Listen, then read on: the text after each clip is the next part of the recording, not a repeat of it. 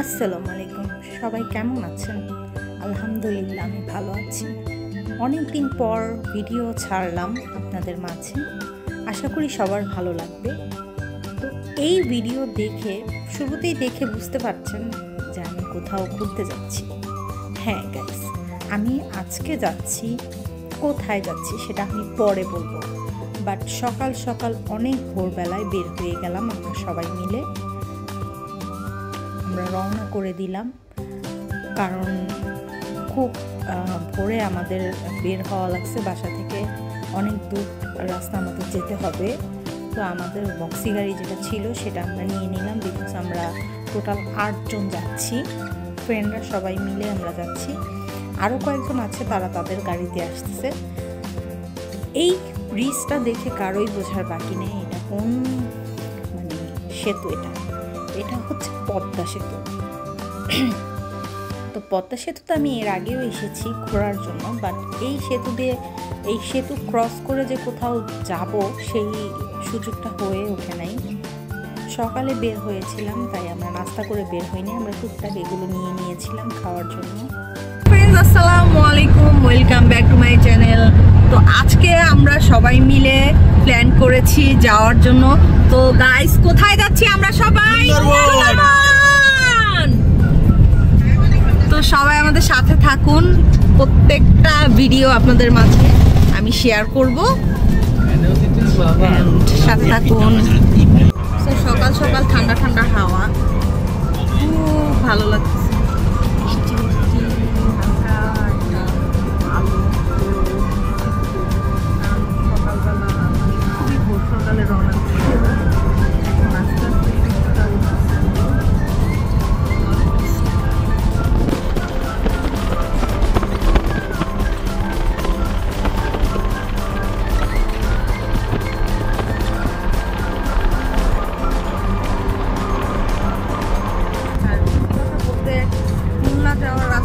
এত বেশি সুন্দর, এত বেশি পরিপাটি, এত সুন্দর করে সাজানো রাস্তার দুই পাশে ফুলের একটা গাছ পাওয়া যায়, ফুলের গাছ।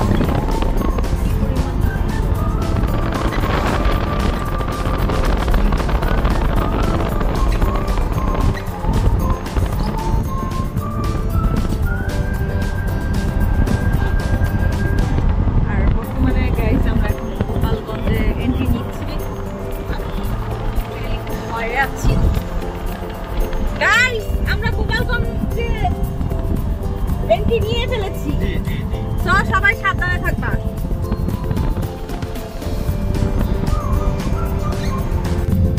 আমরা মংলার কাছাকাছি চলে আসছি, আর 15 মিনিটস লাগতে পারে।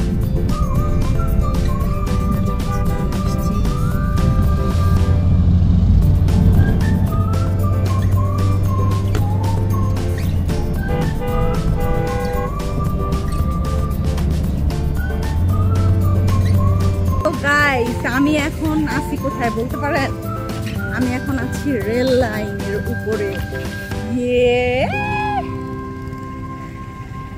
আমি এই ফার্স্ট রেল লাইনের সামনে দিয়ে হাঁটতেছি, উপরে হাঁটতেছি। ও মাই গড, আমি বুঝাইতে পারব না আমার কি ভালো লাগতেছে ফিলিংস। আমি কখনো রেল লাইনের উপরে আসি নাই, হাঁটিও নাই।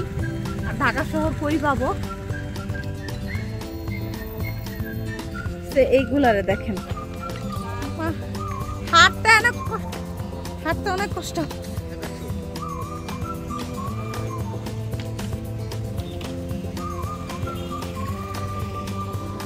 তো আমরা এখানে একটু গাড়ি রাখলাম, ভিডিও বানাচ্ছি, আমাদের হাতে অনেক টাইম আছে।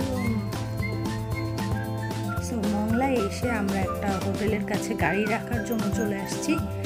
এটা হচ্ছে পশুর হোটেল, সবাই গুগলে সার্চ করলেই পাবেন। এখানে গাড়ি সেফলি রাখতে পারবেন। সো গাইস, আমরা এখন নাস্তা খেতে আসছি পশুর হোটেলে। একটা রুমও নিছি এখানে রেস্ট করার জন্য। এখানে আছে হচ্ছে পরোটা, সবজি ভাজি, ডাল, ডিম অমলেট। চেহারা বেশি একটা সুবিধার না, তারপরেও খেতে হবে, কিছু করার নাই, অনেক খিদা লাগছে। চেহারা যেমনই খাইতে হবে, কিছু করার নাই।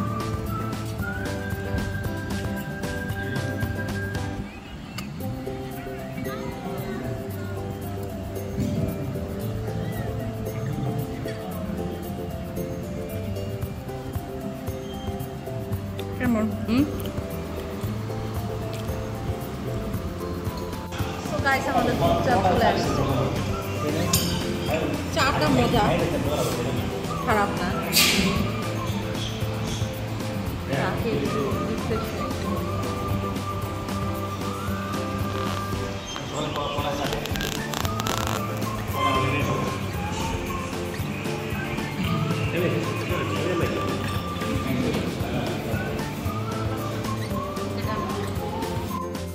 সো নাস্তা টাস্তা শেষ করে আমাদের বোটের টাইম চলে আসছে, বোট চলে আসছে।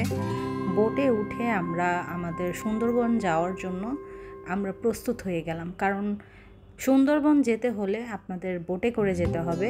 আমরা যেই জায়গাটায় আছি সেটা হচ্ছে মংলা এরিয়া। মংলা এরিয়াতে আমাদের গাড়িটা রেখে পশুর হোটেলে আমরা গাড়িটা রাখলাম। রাখার পর সেখান থেকে আমরা সুন্দরবন যাওয়ার জন্য রওনা করে দিলাম। তো বোটে মোটামুটি আপনাদের 2 ঘন্টার মতো লাগবে সুন্দরবন যেতে।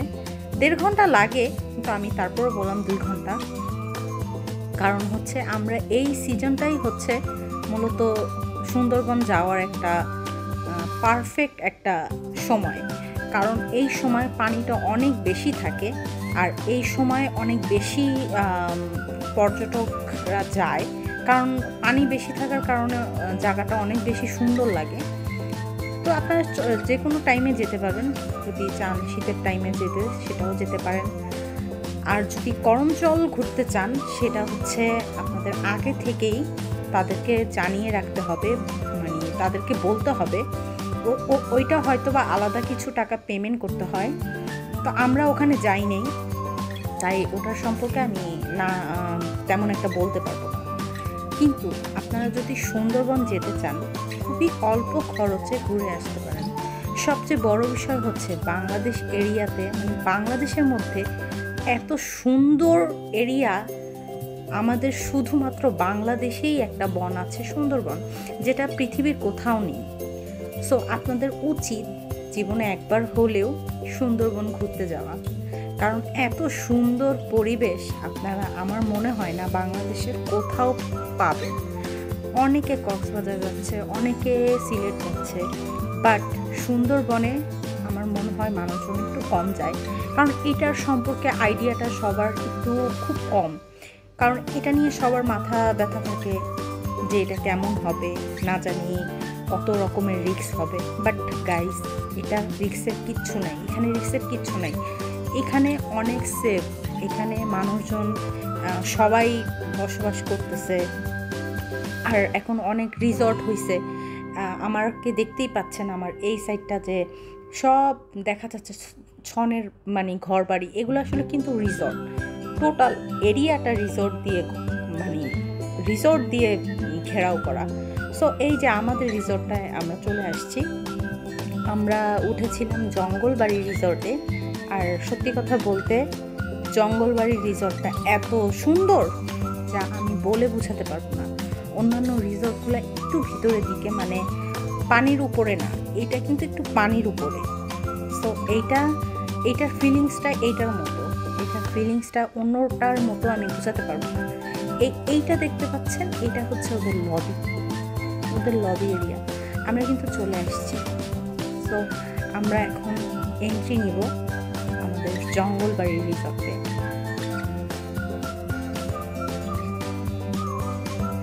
এত সুন্দর করে সাজানো পরিপাটি, আর এখানে আসতে না আসতেই মনে হলো যে ঠান্ডা ঠান্ডা একটা পরিবেশ। আর আসার সময় এত বেশি গরম লাগতেছিল, কারণ অনেক বেশি গরম পড়েছে। বাট এখানে যখন আসছি, আসার পরেই সাথে সাথে একটা ঠান্ডা ঠান্ডা ফিলিংস। আর আমার ফ্রেন্ডরা তো অলরেডি ছবি তোলার জন্য পাগল হয়ে গেছে। এত ক্লান্ত মনে হচ্ছে না সবাইকে। সো ওরা ওয়েলকাম ড্রিঙ্কস দিল আমাদের সবাইকে, আর জুসটাও অনেক বেশি রিফ্রেশ ছিল। খাওয়ার পর মনে হলো যে কলিজাটা ঠান্ডা হয়ে গেছে।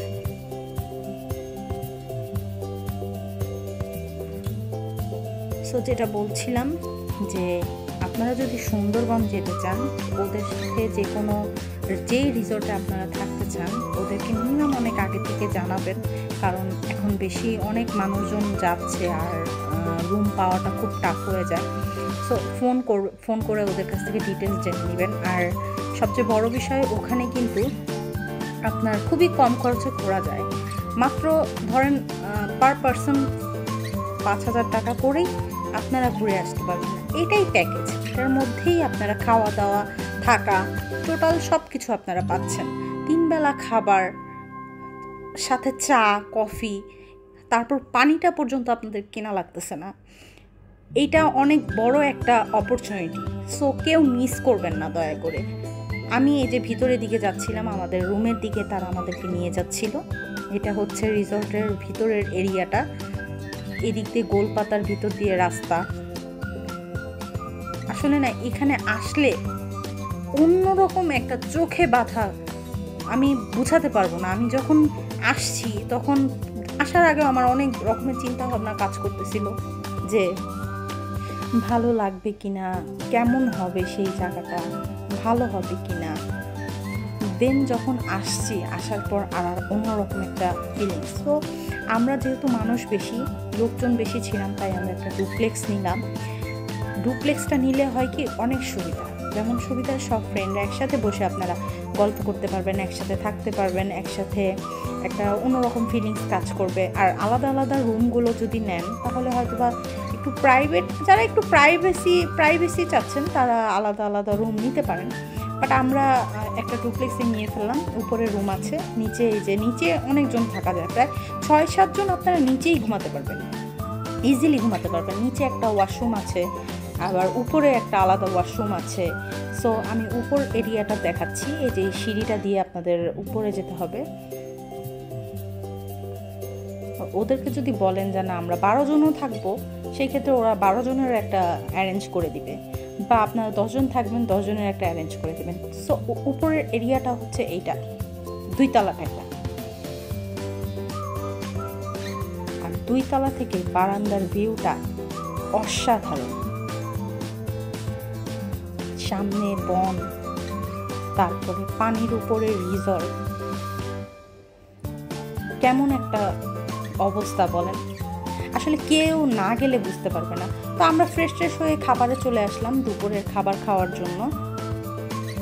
দুপুরে ওরাই খাবার দাবার ওরাই সার্ভ করে। আপনাদের মনে হবে আপনারা ঘরে বসে খাচ্ছেন।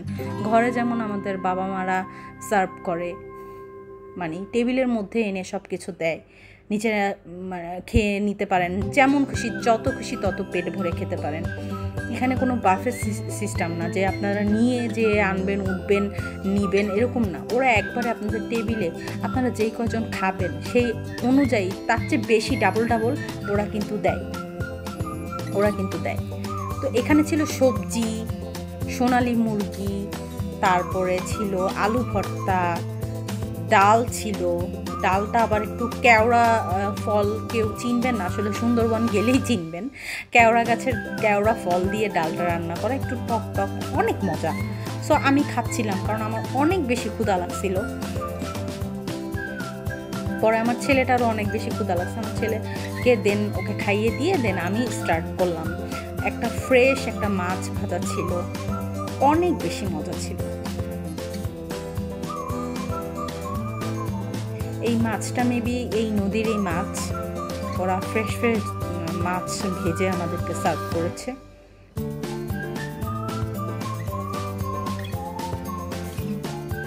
আর মোটামুটি আমাদের অনেক ক্ষুধা লেগেছিল, তাই হয়তো বা খেতে অনেক বেশি ভালো লাগছিল। আর যেই পশুর হোটেলে নাস্তাটা খেয়েছিলাম, আসলে ওটার কথা না বললেই নাই। কি পশুর, আমাদেরকে পশুর মনে করছে নাকি আল্লাহই জানে। এমনভাবে বা এই নাস্তা আমি আমার জীবন লাইফে খাইনি, একটা বাজে এক্সপিরিয়েন্স। সো আপনারা যদি চান অন্য কোথাও নাস্তা খেয়ে নিতে পারেন। এই যে এটা হচ্ছে কেওড়া ফল, এই কেওড়া ফলটা ডাল দিয়ে রান্না করছে, এত সুন্দর রান্না, সত্যি আমি খুব মজা পেয়েছি। দেন রুমে এসে আমরা গোসল টোসল শেষ করে আমি একটু সাজুগুজু করে নিলাম, বিকজ অনেক বেশি ছবি তুলতে হবে, একটু শাড়ি পরে নিলাম। আর এত সুন্দর একটা জায়গায় আসছি, শাড়ি পরবো না তা কি হয়?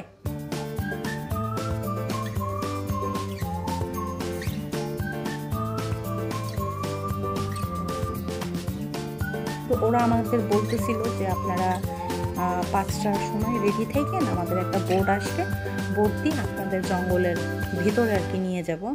তো এই বনের ভিতরে যদি যাই সেই ক্ষেত্রে আপনারা আরও অনেক মজা পাবেন, বিকজ বনের ভিতরে ঘুরতে অন্যরকম একটা পরিবেশ। আমরা এখন রিসর্টে আছি, বনের ভিতরেই আছি, বাট আমাদের একটু ভিতরের এরিয়াতে নিয়ে যাবে। আর সবচেয়ে বড় মজার বিষয় ছিল শাড়ি পরে বোটে ওঠা। ভাইরে ভাই, সকালে দেখছি এত পানি, সকালে আর বিকেলে দেখেন পানি কমে গেছে, জোয়ার ভাটার একটা ব্যাপার স্যাপার আছে। শীতকালে আসলে আপনারা পানিই পাবেন না, মনে হয় পানিটা অনেক বেশি কমে যাবে। তাই শীতকালে একটু ঠান্ডা ঠান্ডা ওই একটা ফিলিংস মজা। আর এই টাইমে আবার আরেকটা মজা, বৃষ্টির একটা মজা। সো আমরা সবাই বোটে চলে আসছি, বোটে উঠে আমরা বনের ভিতরে যাচ্ছি। খুব চেষ্টা করছিলাম যে একটা বাঘ যদি দেখতে পারতাম তাহলে মনে হয় মনটা শান্তি লাগতো, কিন্তু বাঘ কি আর আসবে? আমরাও ভাবলাম বড় বাঘ, আমাদেরকে দিকে বাঘ মনে হয় দৌড়ে উপরে হয়েছে। সো এটা হচ্ছে রাতের ভিউটা, জাস্ট অসম। দেখেন রিসোর্টের ভিতরে রাতের ভিউ, উফ, কিভাবে যে বুঝাবো গাইস, কেউ না গেলে বুঝতে পারবেন না। আমার আগে হয়তো বা অনেক ভিডিও আপনারা দেখেছেন, অনেক ব্লগারদের ভিডিও আপনারা দেখেছেন, বাট আমি এক কথাই বলবো যে ভাই, লাইফে একটু ঘুরতে যান, একটু হালকা পাতলা টাকা জমিয়ে ঘুরতে যান, খুব মজা পাবেন।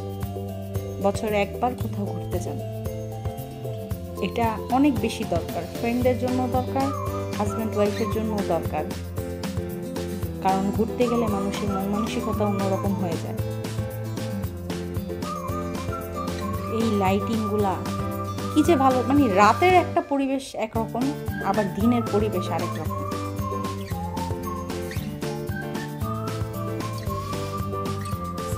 আমরা সবাই লবিতে চলে আসছি, কারণ এক জায়গায় না ঘুরতে আসলে রুমে বসে থাকতে ভালো লাগে।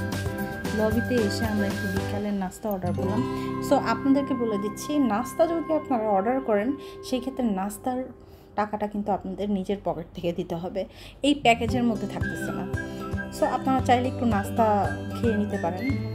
নাস্তাটা খুব বেশি একটা ভালো ছিল না, কিন্তু আমার নিতে হয়েছে, বিকজ কিচ্ছু করার নেই, আমার বাচ্চারা অনেক ক্ষুধা লাগছিল। সো আমরা এখানে ক্যারাম বোর্ড খেলাম। এখানে আসলে না আপনাদের মনে হবে না আমরা বাচ্চা হয়ে গেছি, কারণ মজা করার একটা জায়গা, কোনো টেনশন নাই, কাজের টেনশন নাই, রান্নাবান্নার টেনশন নাই, ঘরের কোনো কিছুর একটা মানে মানুষের ভিতরে অনেক রকমের টেনশন কাজ করে, সেগুলো নাই। এখানে আসলে আপনার কেন জানি মনে হবে যে না, আমি আসলে কোন একটা ব্যস্তখানায় আসছি। তো রাতের বেলার ভিউটা অন্যরকম ছিল। রাতের বেলাও আমরা খুব মজা পাচ্ছিলাম, খেলাধুলা করে আমরা একটু ঠান্ডা ঠান্ডা হাওয়া খাচ্ছিলাম, এখানে দোলনা খাচ্ছিলাম, দোলনায় দোল খাচ্ছিলাম, কারণ আমার রুমটার মধ্যে দোলনা ছিল না, প্রত্যেকটা রুমে দোলনা পাবেন। সো আমরা সময় টময় কাটিয়ে দেন এখন রাত 9টা বেজে গেছে, রাত 9টায় আমাদের ডিনার টাইম চলে আসছে। ডিনারে ছিল হাঁসের মাংস। তো আমার হাজব্যান্ড আবার হাঁসের মাংস খায় না, তার জন্য আবার মুরগি নিলাম, এটাও কিন্তু ফ্রি, তারা মুরগি দিয়ে দিল। দেন ডাল ছিল, সবজিটা অনেক ফ্রেশ ছিল, হাঁসের মাংস দিল। এইটা আমি টোটালি হয়ে গেলাম, শক খেয়ে গেলাম যে হাঁসের মাংস খাওয়াইলো। আর হাঁসের মাংস যে আমরা পূর্বাচলে খাই, এটা হচ্ছে কিন্তু চুই ঝাল, ওরা কিন্তু হাঁসের মাংসে চুই ঝাল দিচ্ছে। আর খুলনায় আসছি, চুই ঝাল খাবো না তা কি হয়? সো হাঁসের মাংসের সাথে ওরা চুই ঝালটা দিচ্ছে, বাট অত বেশি কিন্তু স্পাইসি ছিল না, খুব বেশি টেস্ট ছিল। পূর্বাচলে যখন আমরা হাঁসের মাংস খেতে যাই তখন কিন্তু দেখবেন যে ঝালের চোটে খাওয়া যায় না,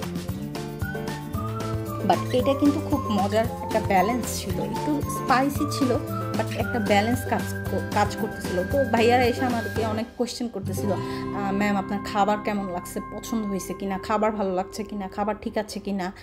তো আমি বললাম না, জাস্ট অনেক বেশি মজা। আমি বাবুর্চিটাকে টিপস দিতে চাই, কারণ বাবুর্চির রান্নাটা সেই ছিল। সো তারপরে খাওয়া দাওয়া শেষে একটু ঠান্ডা ঠান্ডা কোক খেয়ে নিলাম, দেন রুমে চলে আসলাম। রাতে চাঁদ দেখলাম, চাঁদ উঠেছিল। চাঁদ দেখতে দেখতে এখানেই আমার ভিডিওটা শেষ করলাম। সো গাইজ, আমার ভিডিও ভালো লাগলে লাইক করবেন, শেয়ার করবেন অ্যান্ড সাবস্ক্রাইব করবেন। Bye bye.